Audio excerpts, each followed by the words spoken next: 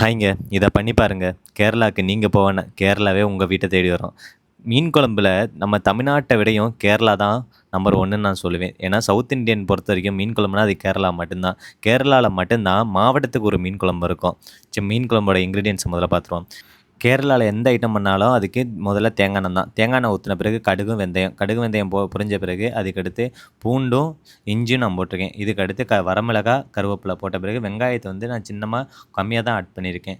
இதுக்கடுத்து டைரக்ட்டா வெங்காயம் நல்லா வதங்கின பிறகு நம்ம மிளகாய் தூள், காஷ்மீரி மிளகாய் தூள் தான் நான் ஆட் பண்ணி காஷ்மீரி மிளகாய் தூள், மல்லித்தூள், மஞ்சத்தூள் இதெல்லாம் மசாலாலாம் கொஞ்சம் அதிலேயே பண்ண பிறகு அதுக்கடுத்து டொமேட்டோ வந்து நான் தக்காளி வந்து நல்லா பேஸ்ட்டா அடித்து நான் போட்டிருக்கேன். தக்காளி ஆட் பண்ண பிறகு அதுக்கடுத்து தேங்காய் பேஸ்ட்டு வந்து நீங்கள் கிரைண்டரில் போட்டாலும் சரி, இல்லைன்னா தேங்காய் பாலாக எடுத்தாலும் சரி. அதே மாதிரி தேங்காய் பேஸ்ட்டு போட்ட பிறகு குடம்புளி, ஏன்னா புளியில் வந்து நம்ம வந்து நம்ம ஊர் புளியை போட மாட்டாங்க. இங்கேருந்து குடம்புளின்னு ஒரு புளி இருக்குது. அந்த புளியை ஆட் பண்ணுவாங்க.